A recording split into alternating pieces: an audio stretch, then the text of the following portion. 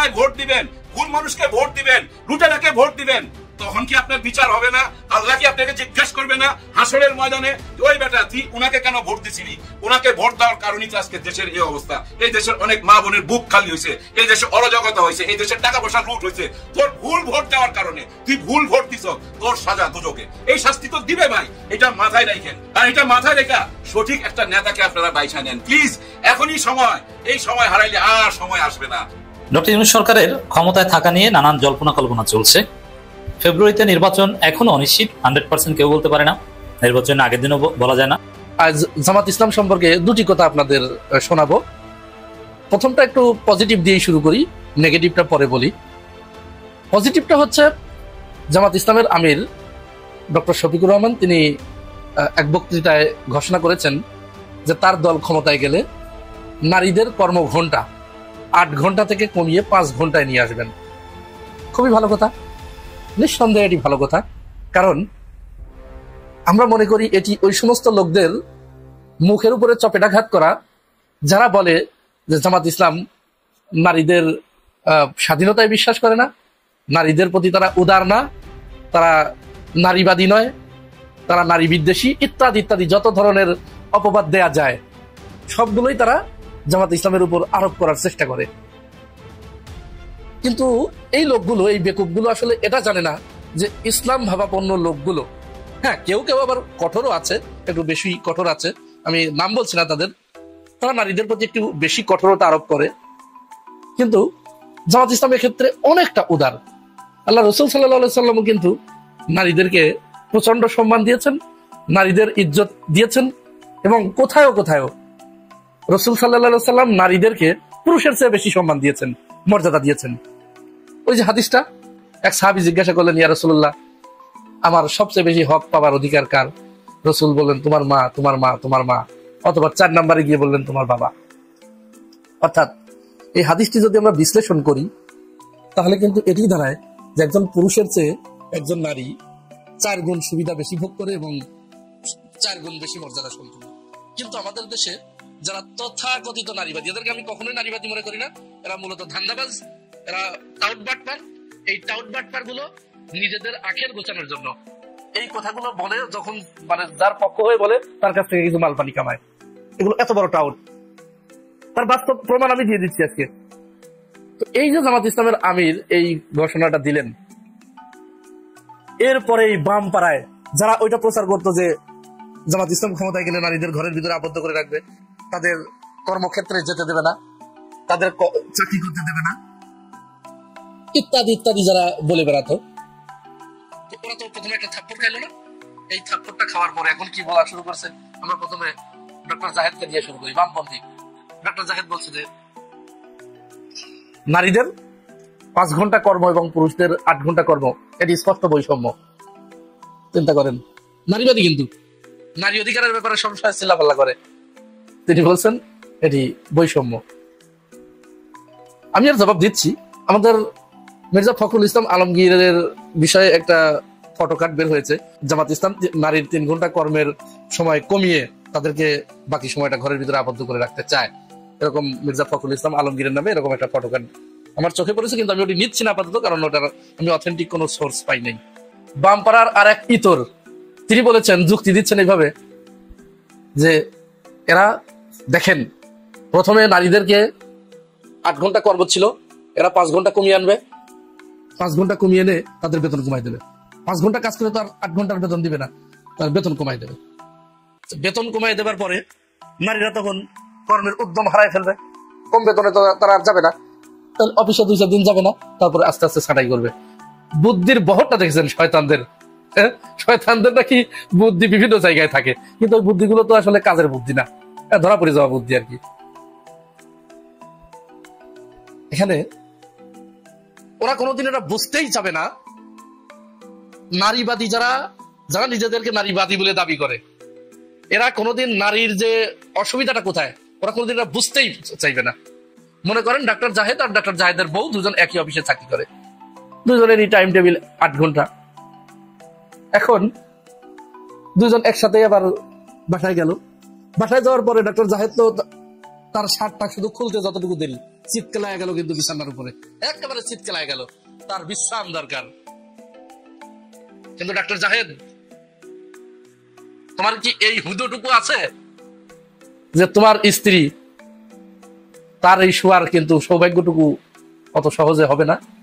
হয় না, কারণ তাকে গিয়ে তোমার মুখে খাবার তুলে দেবে, সেই দায়িত্বটুকু তার পালন করতে হয়, তোমার জন্য খাবার রান্না করতে হয়। আর ওই যে সন্তান, সেই সন্তানের ফিডিং করাতে হয়, সেই সন্তান স্কুলে গিয়ে কি পড়েছে না পড়েছে সেইটার খোঁজ খবর নিতে হয়। এই করতে করতে দেখা যায় যে তার রাত 10টা-11টা বেজে যায়। আর তুমি 10টা-11টার দিকে একদম পেরে কিন্তু উঠে এখনো কি রান্না হয়েছে, এখনো রান্না হয় নাই, এই হচ্ছে তুমি পুরুষ বলে না, তুমি হচ্ছে পুদুষ। তোমরা এই মানে নারীবাদী পুদুষ। আর সেই তুমি তো এই কথা বলবাই। সুতরাং এটি জামাত ইসলাম, তোমরা না বুঝলেও জামাত ইসলাম বুঝতে পেরেছে যে অন্তত একজন নারীর কোন পক্ষে 2 ঘন্টা আগে তার বাসায় ফেরা উচিত।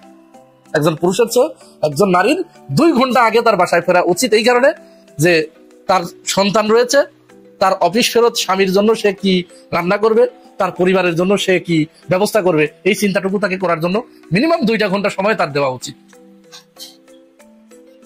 এই চিন্তা জামাত ইসলাম করেছে। আপনারা করতে পারবেন না ভাই, কোনোদিনও পারবেন না। সুতরাং জামাত ইসলাম যখন এই ঘোষণা দিয়েছে তখন চিন্তা করলো, হায় হায়, আমাদের মাথায় তো বাস পড়ে গেল, নারীদের নিয়ে যে ব্যবসা করে খেতাম, এই ব্যবসা তো পুরো লস হয়ে গেল, এই ব্যবসার মুখে তো বাস পড়ে গেল। এখন কি হবে?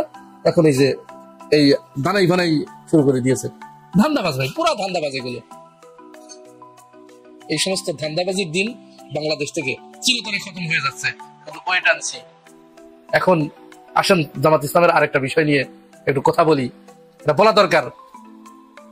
কুমিল্লার যে চান্দিনা, আজকে সেখানে অত্যন্ত দুঃখজনক একটা ঘটনা ঘটেছে। জামাত ইসলামের কাছ থেকে, জামাত ইসলামের নেতাকর্মীদের কাছ থেকে আমরা এই ধরনের আচরণ, এই ধরনের কর্মকাণ্ড আমরা আশা করতে পারি না।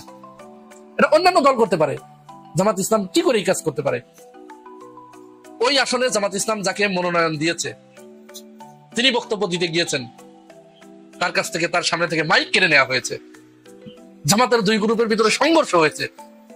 আমার মনে হয় আমরা ছোটবেলা থেকে যখন থেকে বোঝা শিখেছি, তারপর থেকে এই প্রথম আমাদের কানে আসলো, আমরা শুনলাম যে জামাতের 2 গ্রুপে সংঘর্ষ। এটি শুরু হয়ে গেছে, শুরু হয়ে গেল। তাহলে আর বাকি থাকলো কি? জামাত ইসলামের কাছ থেকে যদি এইটা আসে, আর বাকি থাকলো কি?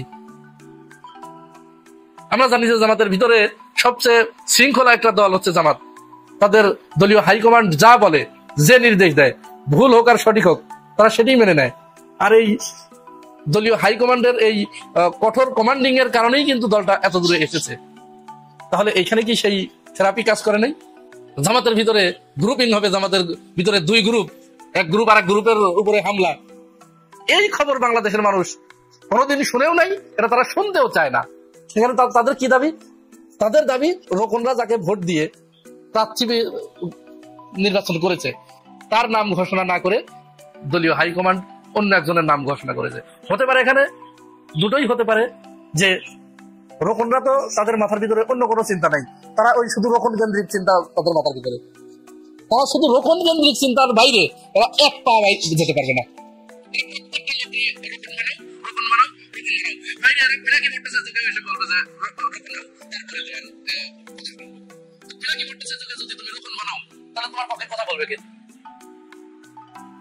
তো সেই রোকনের বাইরে যেহেতু এদের চিন্তা নেই, তার মানে ওনারা ওই রোকনদের ভিতর থেকেই একজনকে নির্বাচন করেছে যে অমুককে নমিনেশন দেওয়া হোক। দলীয় হাইকমান্ড তো জানে, তারা সারা পৃথিবী ঘুরে বেড়াচ্ছে এখন। তো সেখানে কে যোগ্য, কাকে দিলে পরে এই আসনটা হাতছাড়া হবে না, এটা তো কেন্দ্র জানে।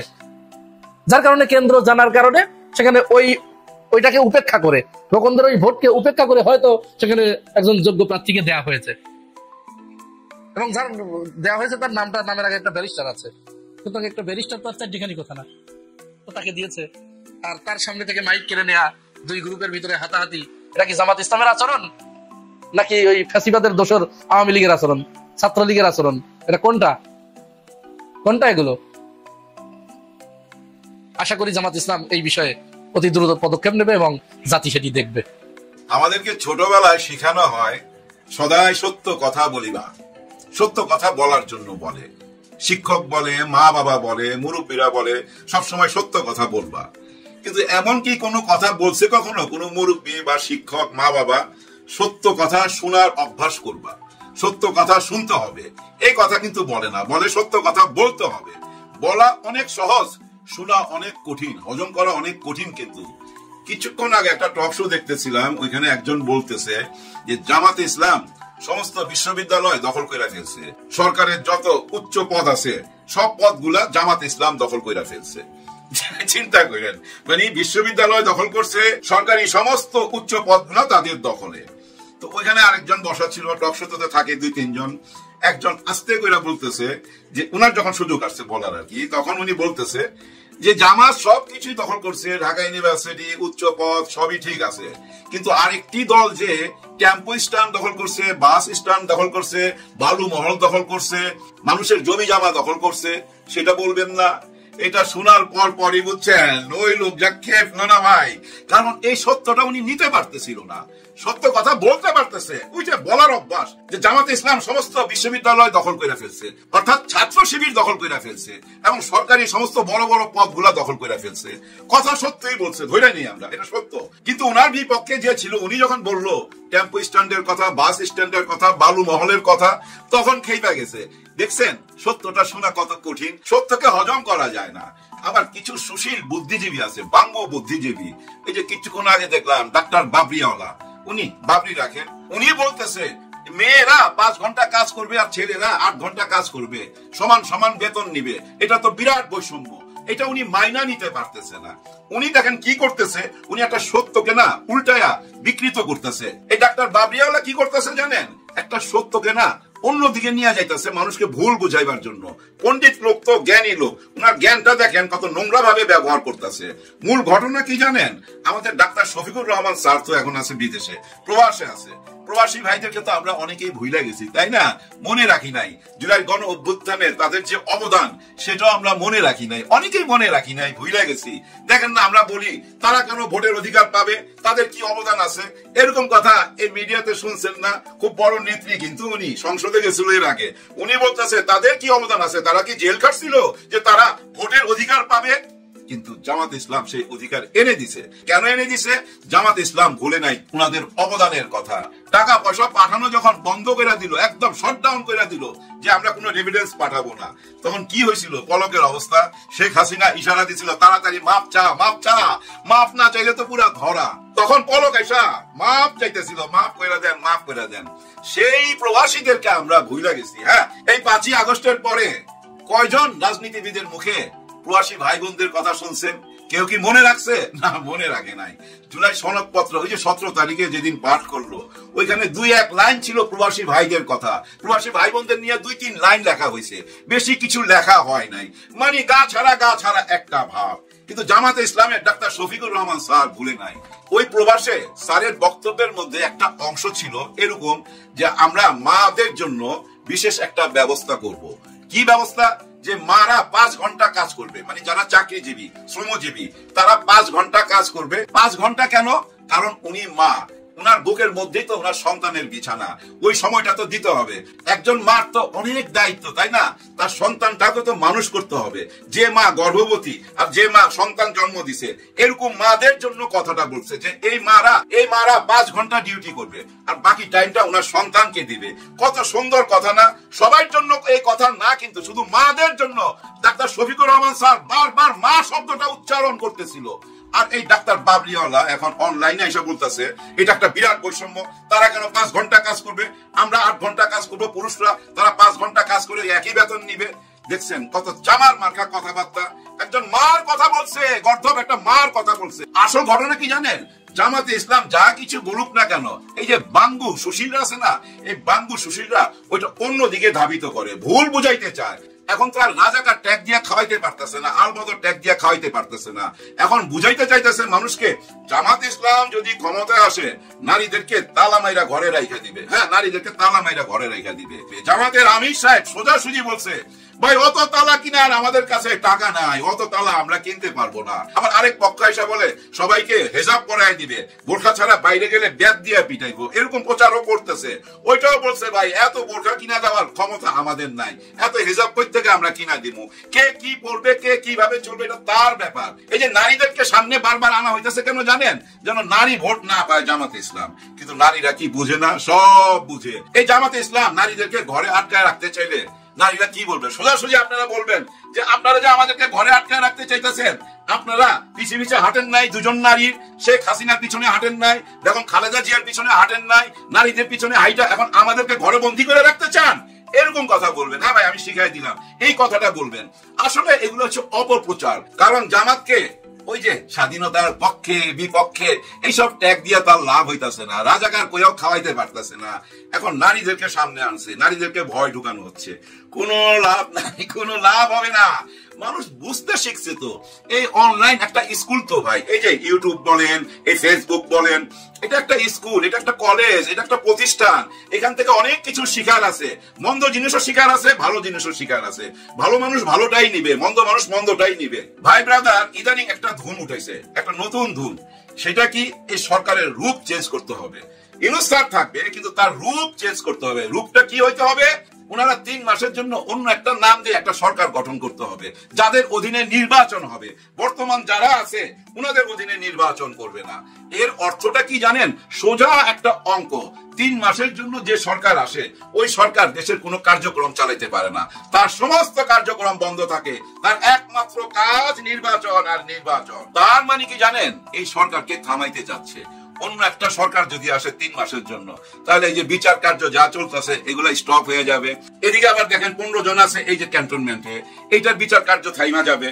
ওদিকে শেখ হাসিনার আবার বিচারের রায় আছে, ওইটা আবার থাইমা যাবে। কারণ তখন তো শুধু নির্বাচন আর নির্বাচন। কিন্তু সরকার কি এটা মাইনা নিবে? না, মাইনা নিবে না। এই সরকারের অধীনেই নির্বাচন করতে হবে। আর নির্বাচন করবে নির্বাচন কমিশনার। এই সরকারও তখন নির্বাচন কমিশনারকে সহযোগিতা করবে, উনার অধীনে থাকবে, মেইন থাকবে কিন্তু নির্বাচন কমিশনার। উনার অধীনেই তখন দেশ চলতে থাকবে।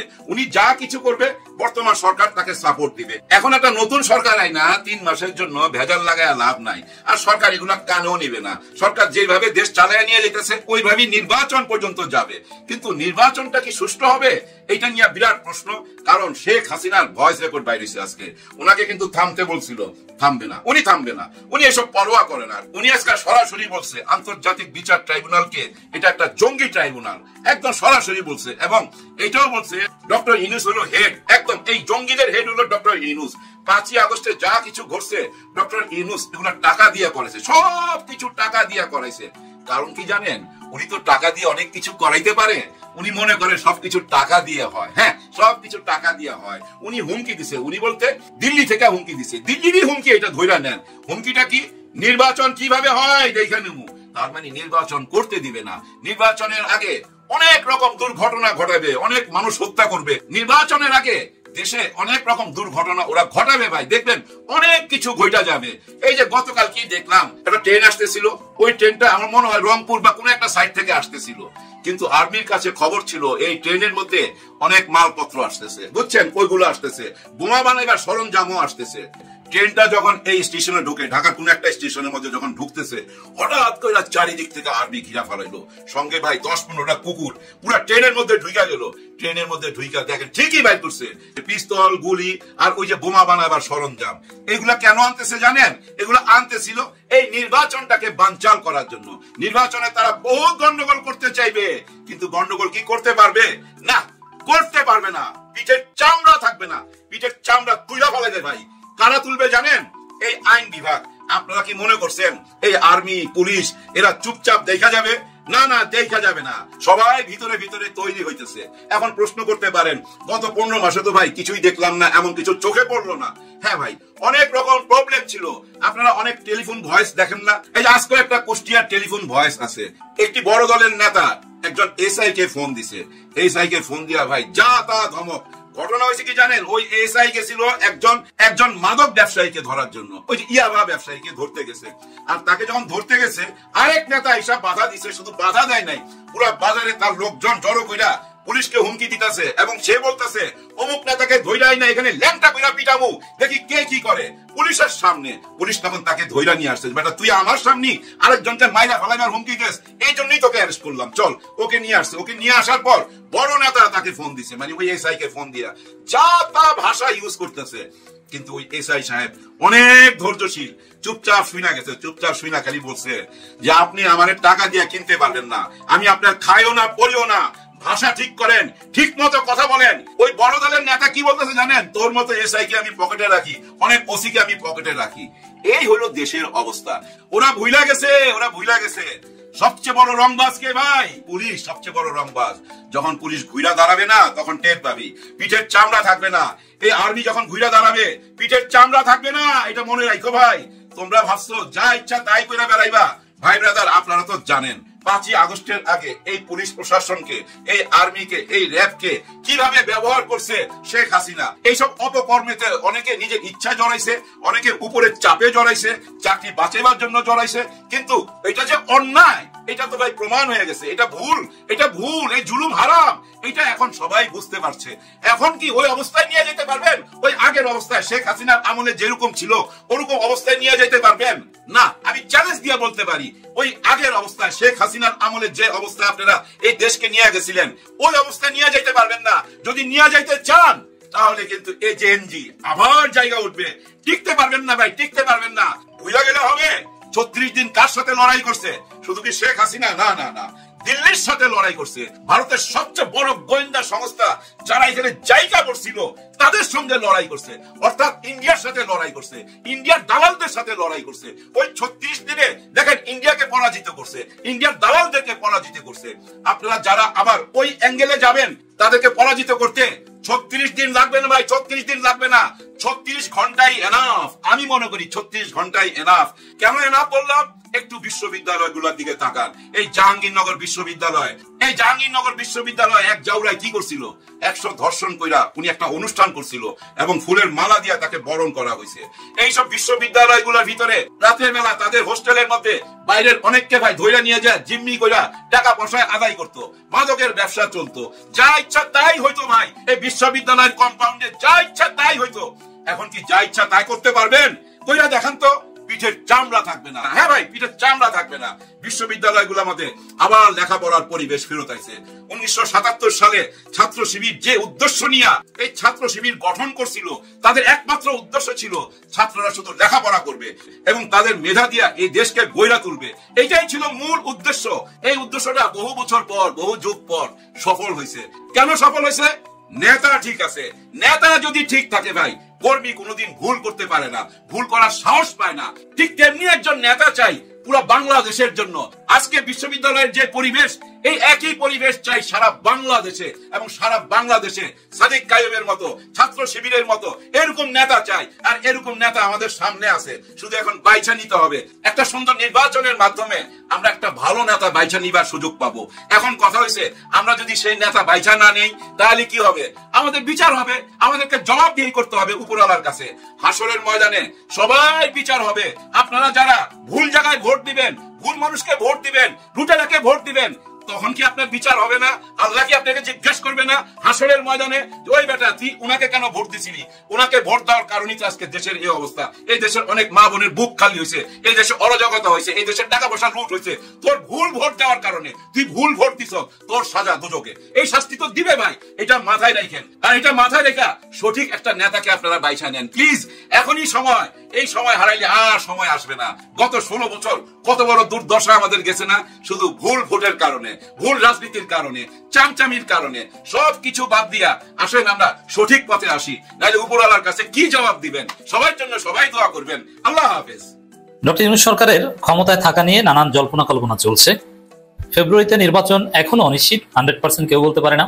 নির্বাচনের আগের দিনও বলা যায় না, কারণ নির্বাচনের প্রচারণা চলাকালীন সময় তফসিল ঘোষণা করার পরও বিভিন্ন অঘটন ঘটতে পারে। বিভিন্ন নাশকতা অথবা বিএনপির দুই গ্রুপে মারামারি বা এমন কোন ঘটনা যাতে নির্বাচন স্থগিত হতে বাধ্য হয়। তাহলে প্রফেসর ইউনূস সরকার কি করবে? তারা কি ক্ষমতায় টিকে যাবে না অন্য কাউকে দিয়ে যাবে? তো দর্শক, উপদেষ্টাদের মধ্যে ইখতিলাফ আছে। উপদেষ্টা মাহফুজ আলমের একটা বক্তব্য বিভ্রান্তি তৈরি করেছে বলে দাবি করছেন ডক্টর ইউনূস সরকার নিজেই। একদম সরকারের পক্ষ থেকে বিবৃতি দেওয়া হয়েছে যে মাহফুজের বক্তব্য বিভ্রান্তি সৃষ্টি করেছে। তাহলে সঠিক বক্তব্য কি? সঠিক বক্তব্যের তাৎপর্য কি? যে আসলে কি এটা যে ফেব্রুয়ারিতে নির্বাচন অনিশ্চিত এবং নির্বাচন 2 বছর পর হলেও সেই পর্যন্ত ইউনূস সরকার থাকবে, নির্বাচন না দিয়ে নির্বাচিত সরকারের হাতে ক্ষমতা হস্তান্তর না করে তারা যাবে না, কি বোঝা যায়? দর্শক, প্রথমে বলবো যে প্রফেসর ইউনূস কতদিন ক্ষমতায় থাকবেন কি থাকবেন না এটা নিয়ে নিঃসন্দেহে ধোঁয়াশা আছে এবং থাকবে, এবং কবে যাবেন এটা যাওয়ার আগের দিন পর্যন্ত কেউ বলতে পারবে না, এবং নির্বাচন হবে কিনা ফেব্রুয়ারিতে নির্বাচনের আগের দিন পর্যন্ত কেউ বলতে পারবে না। কারণ তফসিল ঘোষণা করার পর নির্বাচনের প্রচার প্রচারণা চলমান থাকা অবস্থায় কিন্তু স্থগিত করে। 111 এসেছে কোন প্রেক্ষাপটে, কিভাবে? ভোটের কিছুদিন আগে 111 এসেছে, বিএনপি একটা ভোট করবে সব রেডি, ওই সময়টাতে 111 এসেছে। আওয়ামী লীগ নির্বাচন ঠেকিয়ে দিতে পেরেছিল সেই 2006 সালে। তো এরকম হতে পারে। তো দর্শক, অন্তর্বর্তী সরকারের বিবৃতি, উপদেষ্টা পরিষদের কার্যক্রম নিয়ে মাহফুজ আলমের বক্তব্য বিভ্রান্তি সৃষ্টি করেছে। তাহলে কি সঠিক বক্তব্য এবং তার অর্থ কি দ্বারা আমরা সেটা এখন বিশ্লেষণ করব। তথ্য সম্প্রচার মন্ত্রণালয়ের উপদেষ্টা মাহফুজ আলম সম্প্রতি ঢাকা রিপোর্টার্স ইউনিটিতে মিট দ্য রিপোর্টার্স অনুষ্ঠানে মন্তব্য করেন যে অন্তর্বর্তী সরকারের উপদেষ্টা পরিষদের সভা নভেম্বরেই শেষ হয়ে যাবে এবং সরকারের নীতি সংস্কার প্রণয়নের কাজ দ্রুত শেষ হয়ে যাবে, শেষ করা হবে। তবে হ্যাঁ, এটা ঠিক, মাহফুজ আলমের বক্তব্য সঠিক হোক না হোক, সরকার কখন যাবে শেষ এটা পরের বিষয়, কিন্তু নভেম্বরে যে একটা সংস্কারের জোয়ার আমরা দেখব এতে কোনো সন্দেহ নেই। এবং ওস্তাদের মায়ের শেষ রাতে, সেই শেষ রাতটা নভেম্বর, সরকার সেটা ধরে নিয়েই ব্যাপক কর্মযোগ্য সম্পাদনের চেষ্টা করবে, এতেও কোনো সন্দেহ সংশয় নেই, থাকা উচিত না। মাহফুজের বক্তব্যের যেটা বোঝাতে চেয়েছেন সেটা ঠিক, কিন্তু বিভ্রান্তি তৈরি হয়েছে, এটা হচ্ছে কথা। কিন্তু অন্তর্বর্তী সরকার 27 অক্টোবর এক বিবৃতিতে জানিয়েছে তথ্য উপদেষ্টা মাহফুজ আলমের এই তথ্য সঠিক নয়। এটা থেকে আরেকটা বিষয় বোঝা যায় যে মাহফুজ, আসিফ এরা সরকার অত্যন্ত দুর্বল। মাহফুজ তো আগেই বলেছে যে তার হাত পা বাঁধা, এবং মাহফুজ, আসিফ তারা উপদেষ্টা পরিষদ থাকবেন না নির্বাচন করবেন এটাও এখনো ক্লিয়ার না। এ কারণে তাদেরকে এখন আর উপদেষ্টা পরিষদের কেউ গণে না। এমনকি আপনারা অলরেডি শুনেছেন, আমি বিশ্লেষণ করেছিলাম, প্রথম আলো একটা রিপোর্ট করেছিল যে এই 2 উপদেষ্টা আসিফ এবং মাহফুজকে পদত্যাগ করতে বলা হয়েছিল সরকারের সর্বোচ্চ মহল থেকে। তো সর্বোচ্চ মহলকে হয়তো প্রফেসর ইউনূস নিজেই পদত্যাগ করতে বলেছিলেন, দ্যাট কুড বি, কিন্তু পদত্যাগ করেননি। এইসব জটিলতার কারণে সরকারের মূল ট্রাকে আসলে মাহফুজ, আসিফ নাই। এজন্য মাহফুজ, আসিফ কথা বলেন, সেটা নিয়ে বিভ্রান্তি তৈরি হয় এবং সেটা সংশোধনের জন্য সরকারকে আলাদাভাবে স্টেটমেন্ট দিতে হয়। এটা মাহফুজ এবং আসিফের যে দৈন্যতা, অথবা তারা যে উপদেষ্টা পরিষদ অনেকটা ধৈর্যা, তার প্রমাণ। প্রেসউইং এর পাঠানো বিবৃতিতে বলা হয়, তথ্য সম্প্রচার মন্ত্রণালয়ের উপদেষ্টা জনাব মাহফুজ আলম উপদেষ্টা পরিষদের কার্যক্রম নিয়ে কিছু মন্তব্য করেছেন, যা গণমাধ্যমে প্রকাশিত হওয়ার পর কিছুটা বিভ্রান্তি সৃষ্টি হয়েছে। বস্তুত সরকারের গৃহীত সংস্কার ও নীতিমালা প্রণয়নের কাজ নভেম্বরের মধ্যে শেষ করতে হবে, এটা সঠিক নয়, বরং সংস্কার কার্যক্রম পূর্ণোদ্যমে চলমান থাকবে। এখানে এটাই হচ্ছে রহস্যময়। দেখেন, নির্বাচনের তফসিল ঘোষণা করার পর, সেটা দলীয় সরকার হোক আর যে সরকার হোক, তারা শিডিউল কাজ ছাড়া কোনো কাজ করতে পারে না। এটা পৃথিবীব্যাপী প্র্যাকটিস। তাহলে সরকারি দল নির্বাচনকে প্রভাবিত করার সক্ষমতা থাকে। যেমন আপনি নির্বাচনের তফসিল ঘোষণা করার পর যদি হাজার হাজার বিলিয়ন ডলারের প্রজেক্ট উদ্বোধন করেন, তো এতে একটা বিভ্রান্তি তৈরি হতে হবে, এই সরকার এই করছে সেই করছে, দেখছো এদেরকে ক্ষমতায় আনি ভোট, এরকম একটা সম্ভাবনা থাকে। এই কারণে ওয়ার্ল্ড ওয়াইড প্র্যাকটিস এটা, যে নির্বাচনকালীন সময়ে রুটিন ওয়ার্কের বাইরে কাজ করা যাবে না। তবে হ্যাঁ, একদম উন্নত দেশে, যেসব জায়গায় গণতন্ত্র পুরোপুরি প্রাতিষ্ঠানিক রূপ পেয়েছে, যেসব দেশের মানুষ অত্যন্ত সভ্য, সেটা ভিন্ন কথা। কিন্তু ভারত, বাংলাদেশ, পাকিস্তান বা উদীয়মান গণতান্ত্রিক দেশগুলোতে তত্ত্বাবধায়ক সরকারের অধীনে নির্বাচন হোক আর অন্তর্বর্তীকালীন সরকারের অধীনে বা দলীয় সরকারের অধীনে নির্বাচন হোক, হটেবার, তারা সাধারণত নির্বাচনকালীন বা তফসিল ঘোষণা করার পর রুটিন ওয়ার্কের বাইরে যান না, বা এটা না যাওয়াটাই একটা প্র্যাকটিস। তো সেই জায়গায় অন্তর্বর্তীকালীন সরকার বলছে যে না, নভেম্বরে শেষ করতে হবে, এটা জরুরি নয়, চলমান থাকবে। তাহলে কি দাঁড়ায়? ফেব্রুয়ারিতে নির্বাচন হবে, এটা সরকার নিজেরও 100% নিশ্চিত না। হতে পারে সংস্কার চলমান থাকবে, হতে পারে মার্চেও সংস্কার করবে এই সরকার, নির্বাচনের আগের দিনও প্রয়োজনে করবে। মানে বিএনপির যে দাবি, ওই সরকারকে তত্ত্বাবধায়ক সরকারে দান করতে হবে, রূপ নিতে হবে, যার অর্থ যে সরকার রুটিন ওয়ার্কের বাইরে কোনো সংস্কার কাজ করতে পারবে না। তো এটা যে সরকার মানছে না, তার প্রমাণ হচ্ছে এই বক্তব্য যে সংস্কার এটা পূর্ণোদ্যমে চলমান থাকবে। এর মানে তত্ত্বাবধায়ক সরকারের রূপ এই সরকার নিচ্ছে না, অন্যান্য কাজও তারা করবে। বিবৃতিতে আরো বলা হয়, উপদেষ্টা পরিষদ নির্বাচিত সরকারের কাছে দায়িত্ব হস্তান্তর না করা পর্যন্ত নিয়মিত দায়িত্ব পালন করে যাবেন এবং উপদেষ্টা পরিষদের বৈঠকও নিয়মিত অনুষ্ঠিত হবে। তাহলে এটা অবশ্যই বিএনপিকে ডিনাই করা হয়েছে, কারণ বিএনপি এর উল্টো প্রস্তাব দিয়েছিল। আর দায়িত্ব হস্তান্তর করা না পর্যন্ত, মানে নতুন সরকার আসার আগ পর্যন্ত তারা থাকবে। এখন নতুন সরকার 2027 সালে আসতে পারে, তাহলে সেই পর্যন্ত থাকবে। বুঝতে পারছেন? এত সহজ না যে নির্বাচন দিয়ে চলে যাবেন। বাংলাদেশে এত সহজটাকে নাই। আর বিএনপি যে অপরাজনীতি করছে তাতে বিষয়টা জটিল হবে, এটাই স্বাভাবিক। এর আগে 26 অক্টোবর বিকেলে DRU মিলনায়তনে আয়োজিত অনুষ্ঠানে মাহফুজ আলম সরকারের নীতি সংস্কার অগ্রগতি তুলে ধরেন। একটা সময় ছিল যে উপদেষ্টা পরিষদের মিটিং শেষে আসিফ নজরুল্লাহ পাশে বসে থাকতেন, এমনকি প্রেস সচিব শফিউল আলমরাও পাশে বসে থাকতেন, কথা বলতেন মাহফুজ কিংবা আসিফ। মাহফুজ আসিফ থাকলে এদের উপরে কেউ কথা বলতো না। সাংবাদিকদের ব্যাখ্যা করা যা দরকার হয় সরকারের মূল প্রতিনিধি আসিফ মাহফুজ। এখন কিন্তু সেটা তো নাই, বরং অন্য কোনো প্রোগ্রামে তারা যদি বলে সেটারও প্রতিবাদ করে সংশোধনী দিয়ে বিবৃতি দেয়। তাহলে স্পষ্ট বুঝতে পারছেন দর্শক যে এই সরকারে মাহফুজ এবং আসিফের অবস্থান কতটা দুর্বল। তো দর্শক, পরিশেষে আমরা যেটা বলতে চাই যে এত সহজে নির্বাচন হয়ে যাবে, সরকার চলে যাবে, বিষয়টা এরকম। তবে নভেম্বরে সংস্কারের মহাযজ্ঞ হবে, এটা ঠিক। আর নির্বাচন স্থগিত হতে পারে, নাও হতে পারে, সরকার প্রয়োজনে 2027 সাল পর্যন্ত ক্ষমতায় থাকবে। এইসব ইঙ্গিত এই স্টেটমেন্ট থেকে কিছুটা হলেও পরোক্ষভাবে বোঝা যায়।